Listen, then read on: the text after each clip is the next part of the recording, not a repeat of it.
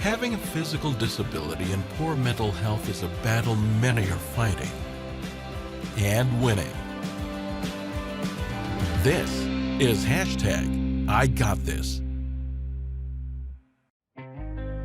On this episode of #IGotThis, entrepreneurship, finding work with a disability can be challenging. Learn how a couple with limited mobility started a sweet business and meet a Saskatoon woman who's turning her quirky personality into an online success. Life for Doug and Heather Semenek is cookies. They mix, roll, cut, bake, decorate, package, rest, and repeat. Their world has become a whole lot sweeter. And sugar makes me hyper. Worse than normal. A typical day for this fun-loving couple is spent in their basement, baking up a storm in a bright, freshly renovated commercial kitchen. How many batches of cookies are we making today? Starting a cookie company saved them I don't know, 2 or 3 batches of dough. mentally, physically, and financially. I'm Heather Semenek and I'm 55 years old and I have hypophosphatasia. And I'm Heather's husband, Doug Semenek. I'm 62 and I have hip mobility issues. And we are the Carousel Cookie Company. The couple fell into this tasty business unintentionally. In 2014, they moved to a small town. To meet people, they bought a booth at the local festival. A bold move for a couple who had nothing to sell. He said cookies maybe, or I said cookies, I don't know who decided that, and we baked some cookies and I watched some YouTube videos. People were in line to get them and somebody was grabbed the last cookie and then we went home and we just looked at the money and we thought, well, we got something here. The pair may have found their recipe for success, but they aren't sure how long it will last. Doug and Heather used to head off to their own jobs during the day and renovate houses together on the side. An active couple who worked far beyond 40 hours a week. Then about a decade ago, Doug started having hip pain. He struggled for years until it became so severe he had hip replacement surgery in 2019. Afterwards, Doug just wasn't healing properly. The pain persisted and a rash formed up his leg. Doug's body was being poisoned by the metal hip, so it had to be replaced again. Then he needed surgery on his knee and on a double hernia. Last summer, he almost died from a gallstone blockage. Quality of life went down and I started to have some issues with my mental health about how I was always so physical. It was frustrating for me because I couldn't do the stuff that I used to be able to do. And the pain, of course, pain affects your ability to think. I was very short with people at work, which is not like me at all. So it got to the point where enough was enough. Doug had to leave his job. Flipping houses stopped, as did the bulk of their income. Doug didn't know what to do next. The idea of retraining for a new career at the age of 60 with limited mobility wasn't ideal. It's upsetting. The plan that we had for our retirement has taken a little bit of a turn, but with this business that we have, that will pick it up and make it better. Heather had already been selling cookies on the side for a few years, but they still relied heavily on Doug's full-time salary, and baking was not exactly the profession Doug imagined for himself, but he started helping out. He soon realized his mood improved. He could take regular breaks, and he enjoyed the happy customers. Dough-covered hands became the new normal as he found new purpose. Heather felt the same way. She had been a graphic designer, painter, and art teacher. Now she worked hard to become a baker and used her creative side to decorate custom cookies. She didn't know where this new venture would go when she first started, but setting her own hours was important because she was having health concerns of her own. Heather's usual broken bones and nagging pain was becoming worse. All her life, Heather has had broken teeth and fractured at least 20 bones, resulting in numerous surgeries and painful recoveries. She's cracked bones in ways that are unheard of. I ended up breaking my tailbone when I had my daughter in the delivery room. So, that was unusual. And I said I had hurt myself, and they said, nobody breaks your tailbone while you're having a baby. But yet I did. Different breaks at different times and different places meant they were never connected or considered worrisome. Heather just learned to live in pain and be extra careful. But a lifetime of this was taking its toll.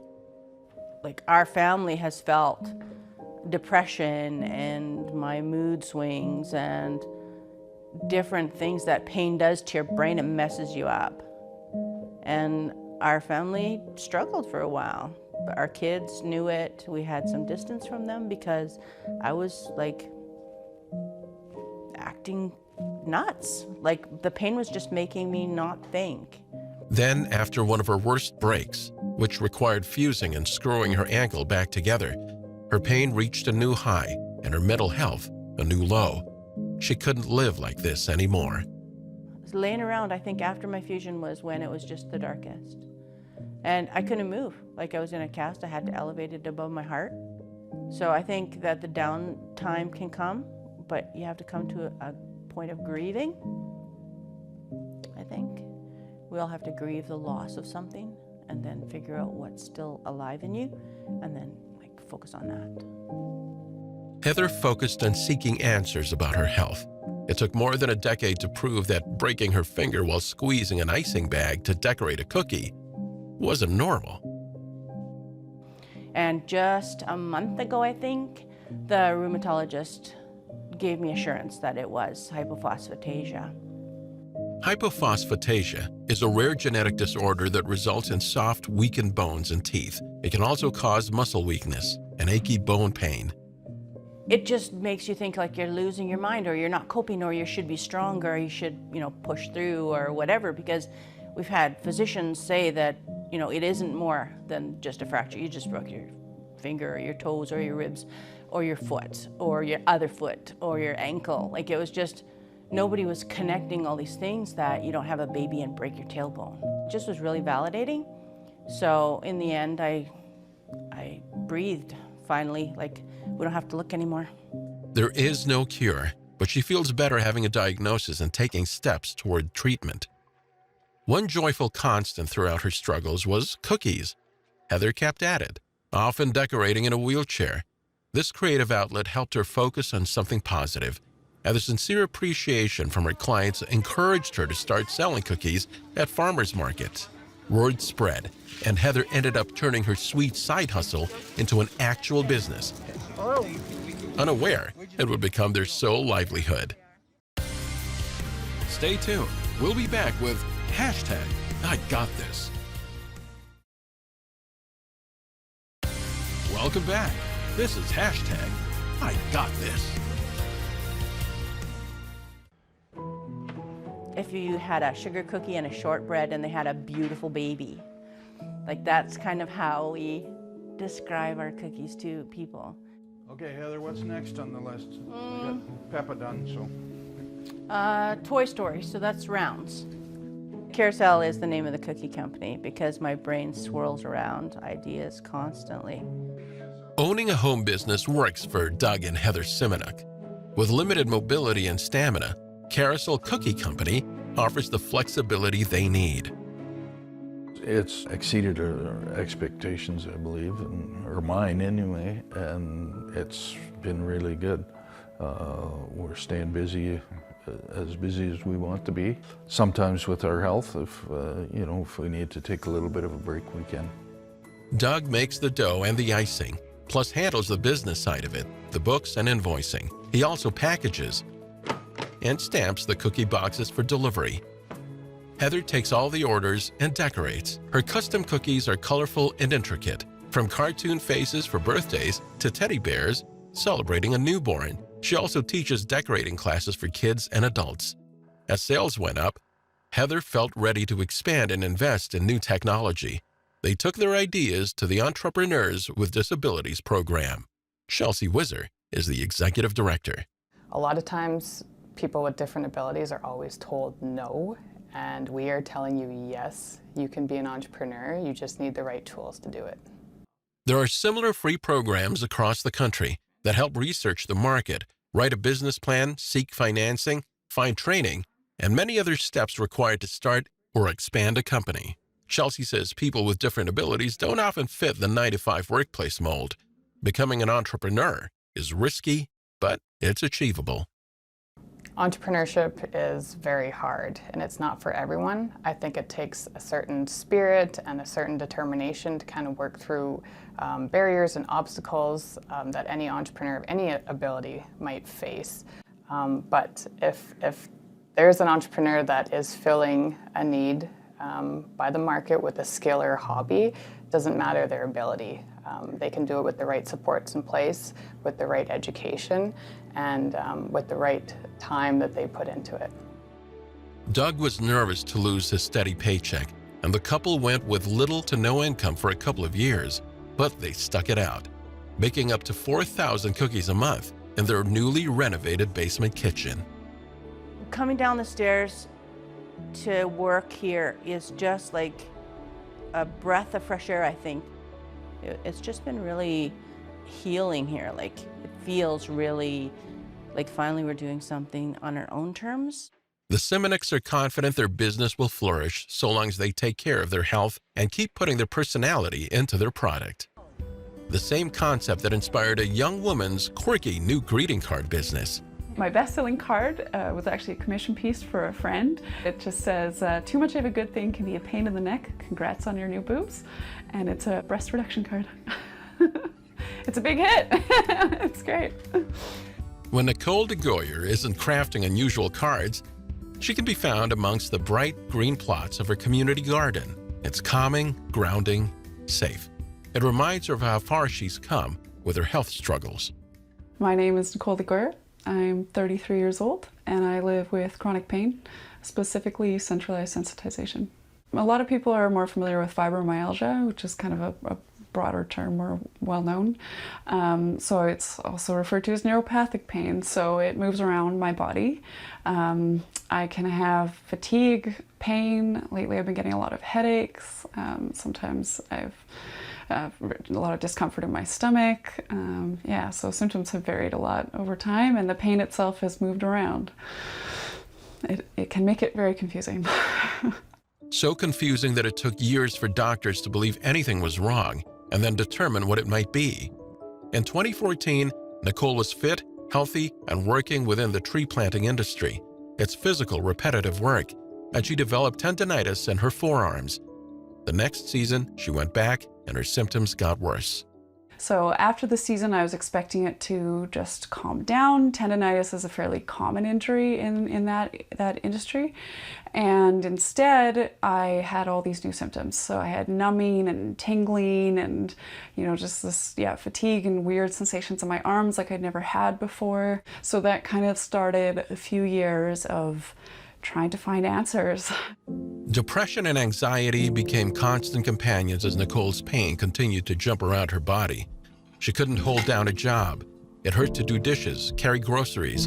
She stopped doing any physical activity, scared of damaging her body. Nicole felt alone and began to isolate herself, only leaving home for disappointing appointments and to spend money on potential cures that never helped. I used up all of my own savings. The money that my parents had set aside for post-secondary education we used up.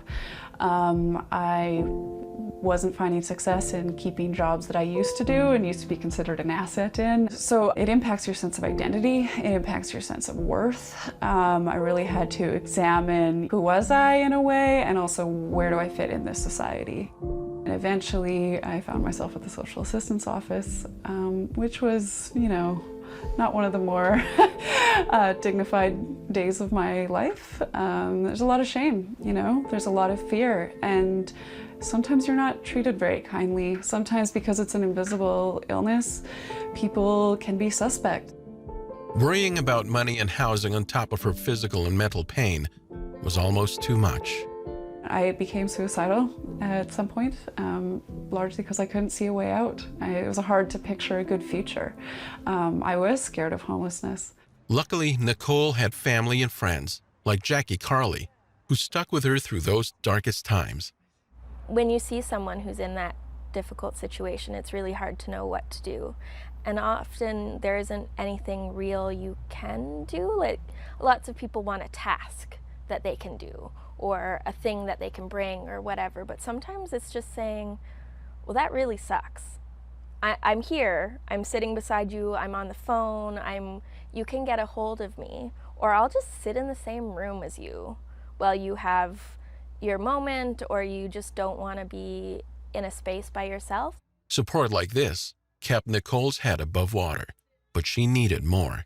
The emotions are huge. You know, I had experienced depression before this, but I had never experienced anxiety or anger like I've known now. A turning point came after Nicole started seeing a therapist. I just so needed someone to hear me and hear me deeply, and that helped. You know, the first few sessions was just me talking about what I had gone through with the work injury and the isolation and the not being understood in the medical system. She one time said, you seem like a caged animal. And I thought that was the right way to describe it. You know, I felt like a caged animal. Her therapist was also an artist who relit a creative fire inside Nicole that had almost flickered out. I basically, in the summer of 2017, just said, this is my job. And I made a point every afternoon to be in my studio and creating. So that's where all my first designs came from. And truthfully, it partly came out of just some things that I'd written in a notebook that my therapist thought were funny, and she encouraged me to make things. So I made cards, and I made buttons, and I made postcards. So I took those first designs to a market, a street festival here in the city, and that's how Head Quirk Designs got started. Nicole got her quirk back, and it is now redefining her future. Stay tuned. We'll be back with hashtag I Got This. Welcome back. This is hashtag I Got This. Nicole DeGoyer rediscovered her creativity and sense of humor by making greeting cards, postcards, and buttons at her small desk at home. I threw myself into it, and it was a really good distraction from the pain. It also helped to give me a sense of purpose. Around the same time she began creating, Nicole started physiotherapy. It didn't help her pain improve, which was puzzling. It actually opened the door to the possibility she had centralized sensitization, essentially a sensitive nervous system. And it's kind of like a fire alarm or an alarm system that's being triggered. Sometimes it doesn't actually mean that I'm doing any harm to my body, but there's that pain alarm going off saying be careful, because those neuroplastic pathways have been kind of laid down in that way.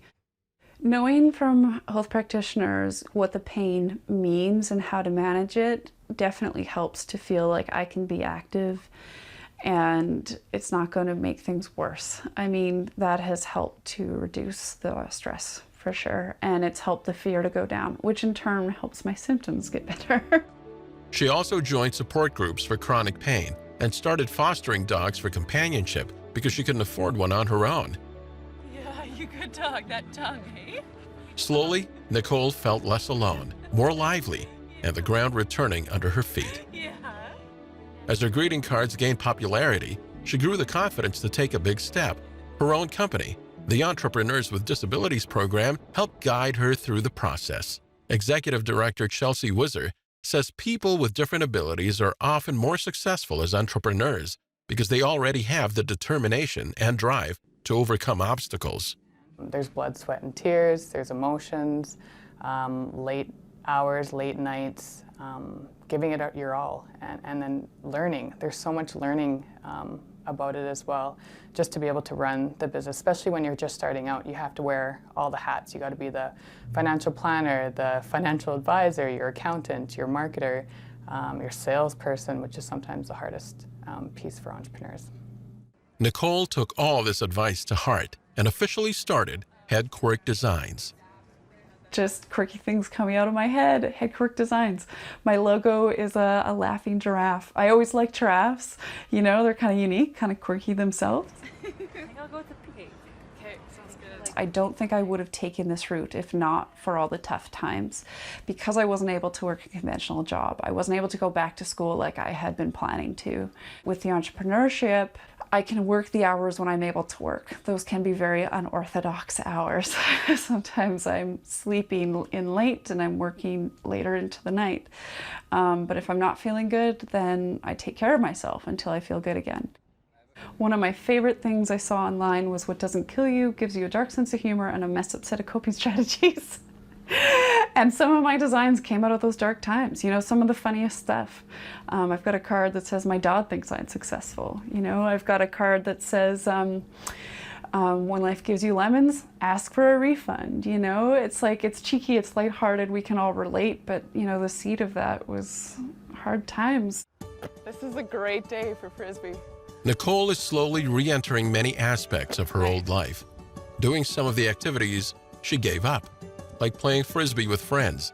She joined a community band. She has her foster dog and her garden. She's making small gains in her business and feeling more stable than she has in years. Nicole is learning to better balance life and health. I'm in a much better place now.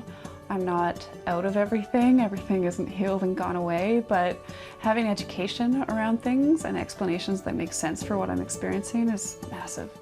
Just like it is for the Seminux.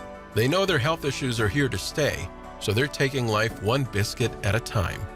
There's no cooler cookie or quirkier card on the market that contains such passion and heart. Just like the newest cookie design, it reads, Hashtag. I got this. Narrator Martin Yap. Video production Honeycut Studios. Integrated Described Video Specialist M. Williams. Content Development Specialist Jim KRYSKO. Coordinating Producer Jennifer Johnson. Director of Production Kara Nye.